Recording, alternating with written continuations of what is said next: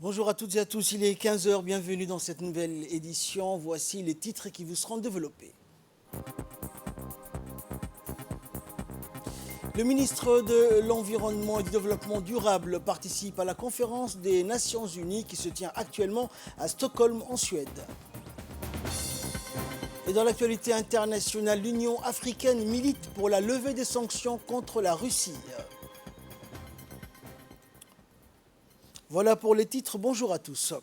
Le ministre de l'Environnement et du Développement durable, Mohamed Abdelkader Moussa Helem, accompagné des hauts responsables de son département, prend part donc à la conférence internationale des Nations Unies sur l'environnement dénommée Stockholm plus 50, qui s'est tenue donc les 2 et 3 juin dernier à Stockholm en Suède.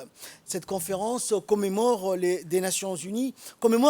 conférence des Nations Unies sur l'environnement humain de 1972 et célèbre aussi les 50 ans d'action environnementale mondiale. Ces actions ont révélé donc l'importance de la coopération multilatérale de lutter contre la triple crise planétaire, à savoir le climat, la perte de la biodiversité et de la pollution de l'environnement. On prit part à cette importante rencontre de haut niveau plus de 140 gouvernements du monde, dont le président du Kenya, la première ministre du Royaume du Suède, le secrétaire général des Nations Unies ainsi que les organisations internationales.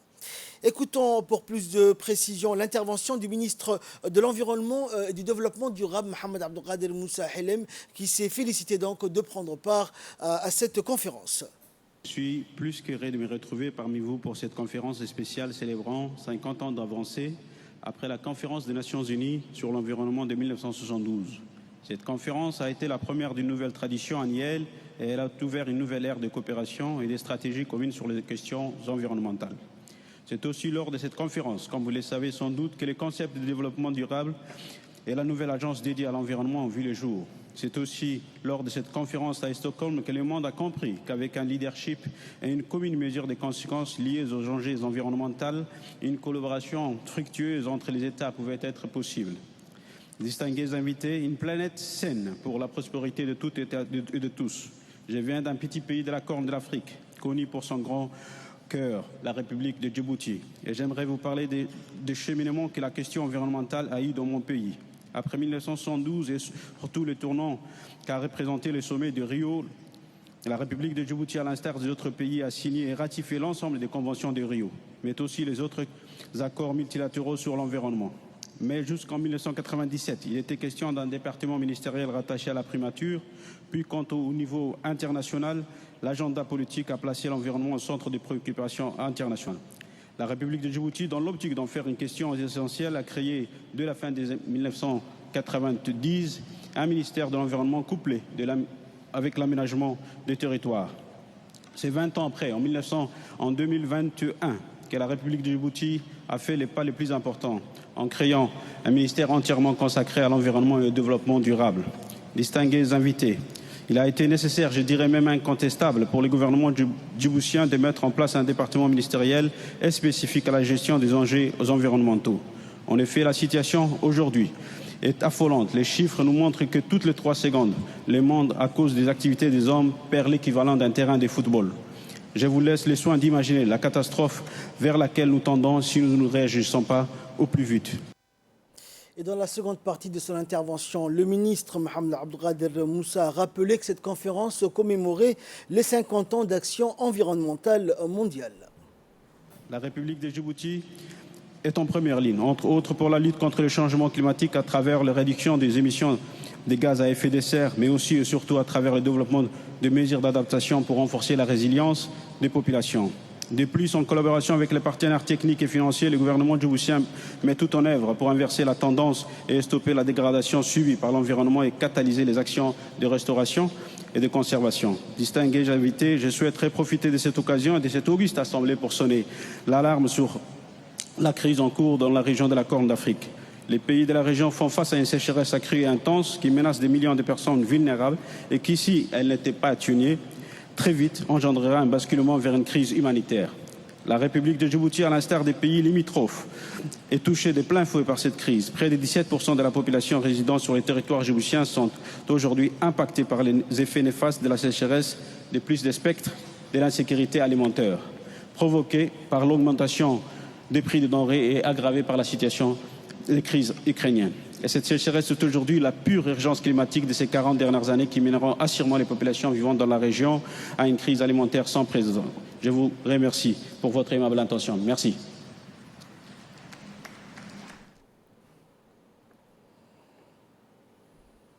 Dans l'actualité également, après avoir visité l'Académie Aspire et le Musée national, la délégation conduite par le secrétaire d'État chargé des sports a pu fouler hier la pelouse d'Al Janoub Stadium, l'un des 8 stades qui accueilleront la Coupe du Monde 2022 au Qatar. Pendant la visite du stade, en plus de la pelouse, la délégation a pu découvrir la salle de presse, les vestiaires et la zone VIP, entre autres, située juste au sud du centre-ville de Doha. Cette impressionnante arène associe une conception innovante à un design d'inspiration traditionnelle. Le design étonnant du stade est inspiré des boutres utilisées pour la pêche et la culture des perles. Ces embarcations traditionnelles, généralement en bois, présentant une large coque pointue à l'avant ou à l'arrière. De fait, depuis l'intérieur de la structure, les courbes fluides du toit évoquant clairement des boutres renversées.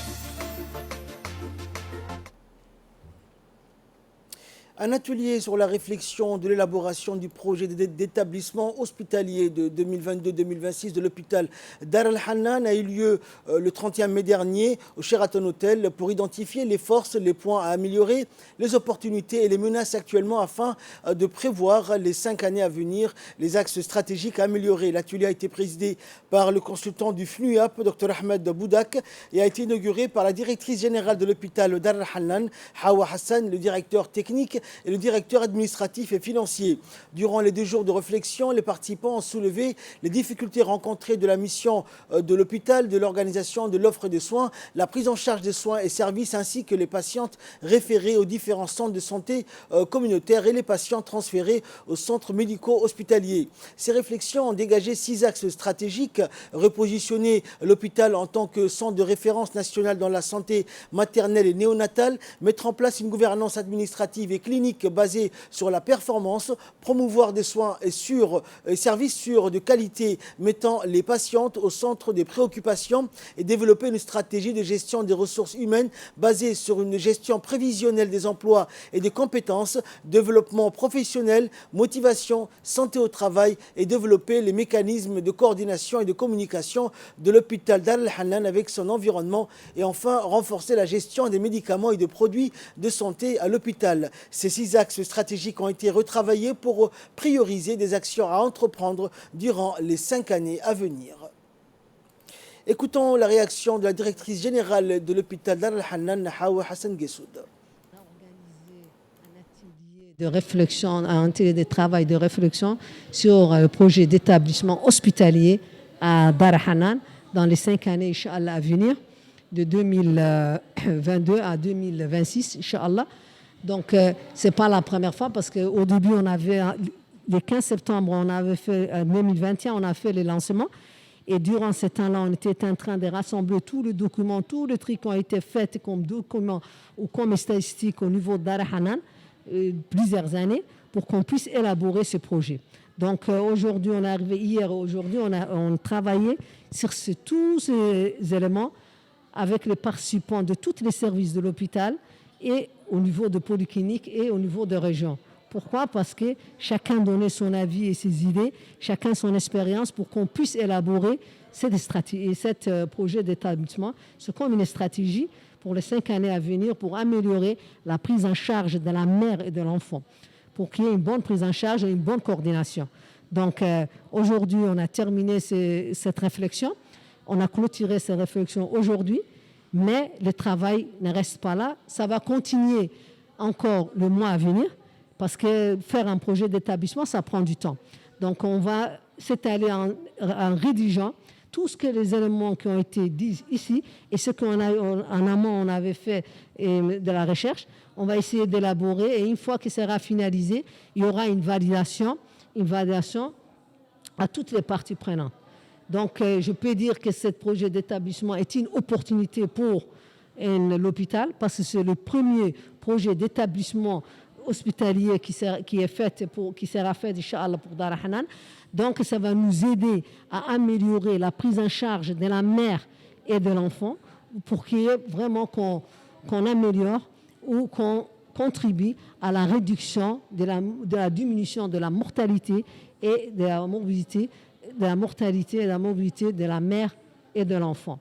Et pour cela, si on veut vraiment réduire la mortalité maternelle, ce n'est pas uniquement Dar Hanan, c'est tout un contexte, c'est-à-dire les médecins qui travaillent dans les régions, les sachants, les personnels qui travaillent ou dans les polycliniques. Maintenant, parce qu'il y a des polycliniques, il y a 6 polycliniques à Djibouti-Ville, 3 à Balbala et 3 à Djibouti-Ville. C'est tous ces gens-là, et tous ces polycliniques, on doit travailler en collaboration pour qu'on puisse, une fois qu'on veut référer, exemple, un patient qui vient d'Assassan ou d'Obok ou de Yobeki, ou de Arta, comment on pourrait bien prendre en prise en charge en sachant que la femme qui va venir, il ne faut pas qu'elle vienne comme ça, mais que le médecin ou la sage-femme ou l'infirmier puisse avertir à temps à Dar Hanan et qu'on l'attend et qu'on arrive à sauver la mère et l'enfant à temps. Et c'est comme ça qu'on peut faire un bon travail, une bonne réduction de la mortalité maternelle et néonatale.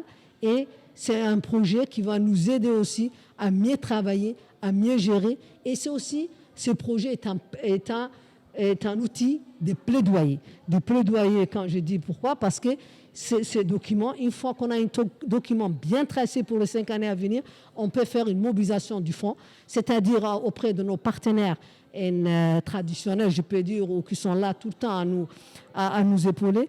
Et pourquoi pas aussi un plaidoyer au niveau national. Au niveau national, parce que la mère et l'enfant, ça concerne tout le monde. Dar Hanan, ce n'est pas uniquement la circoncis tout près qui se soigne, mais c'est toute la République de Djibouti. Donc, on a pensé à faire ça, à oser les plateaux techniques pour Dar Hanan, à faire une bonne prise en charge pour les patients, quel que soit là où ils sont dans leur position géographique. Donc, vraiment, c'est un atout pour l'hôpital. Et aujourd'hui, on a clôturé la réflexion du travail qu'on a fait. Et on va continuer, Inch'Allah, dans les mois qui arrivent pour qu'on puisse valider et après mobiliser le fonds, Inch'Allah. Dans l'actualité également, la 5e édition de l'exercice naval Red Wave organisé par le Royaume de l'Arabie Saoudite s'est déroulée du 28 mai au 3 juin à Jeddah. Cet exercice naval réunit les forces navales et des gardes-côtes des pays riverains de la mer Rouge et réunissait cette année, outre le pays organisateur, des forces navales des gardes-côtes de l'Égypte, de Djibouti, du Soudan, de la Jordanie, du Yémen et de la Somalie. Le colonel Waïs Omar Bourré, commandant de la garde-côte, et le colonel Ahmed Jam' Daher, commandant de la marine nationale, ainsi que le colonel Ali Ismail Égal, attaché de défense auprès de l'ambassade de Djibouti au Royaume d'Arabie Saoudite, ont pris part à cet exercice aux côtés de leurs homologues, chefs d'état-major des marines et des gardes-côtes des pays participants, suite à une invitation émanant du chef d'état-major de la marine royale saoudienne, l'amiral Fahd Abdallah Al-Ghoufeili. Les forces d'intervention spéciales, commando de la garde-côte djiboutienne et de la marine nationale ont effectivement pris part aux différentes manœuvres et exercices opérationnels qui ont été mis en œuvre lors de cette édition du Red Wave. L'exercice Red Wave est une manœuvre annuelle destinée à renforcer la coopération et la collaboration des forces navales et des gardes-côtes des pays riverains de la mer Rouge. L'objectif principal est de renforcer la sécurité maritime des pays riverains de la mer Rouge, à protéger les eaux territoriales, renforcer la coopération militaire et élever leur combat. La volonté ultime est d'assurer la sécurité maritime et la liberté de la navigation. Cette 5e édition a vu l'introduction des hélicoptères Apache qui, pour la première fois, ont pris part à l'exercice. Cet exercice constituait un cadre de coopération multilatérale vitale pour renforcer la sécurité de la mer Rouge, qui est une voie maritime vitale pour le commerce international.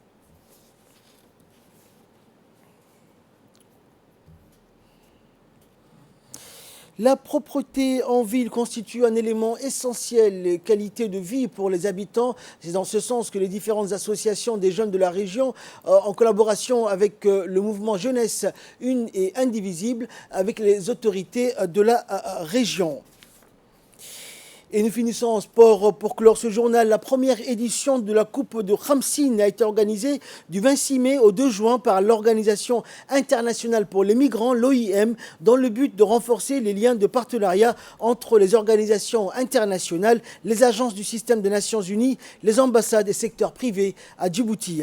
12 équipes ont participé à cette compétition, à savoir l'UNICEF, le PAM, Giz Igad, l'UN Tower Mez, l'ambassade d'Éthiopie, le MEZ, les forces françaises stationnées à Djibouti, l'ambassade des États-Unis, l'OIM, l'Union européenne et l'ICR ainsi que Koubèche. Ce fut également l'occasion pour eux donc de partager ensemble un moment de cohésion, un jeu rendement bien mené et joué fair play tout du long qui s'est terminé par la remise des trophées.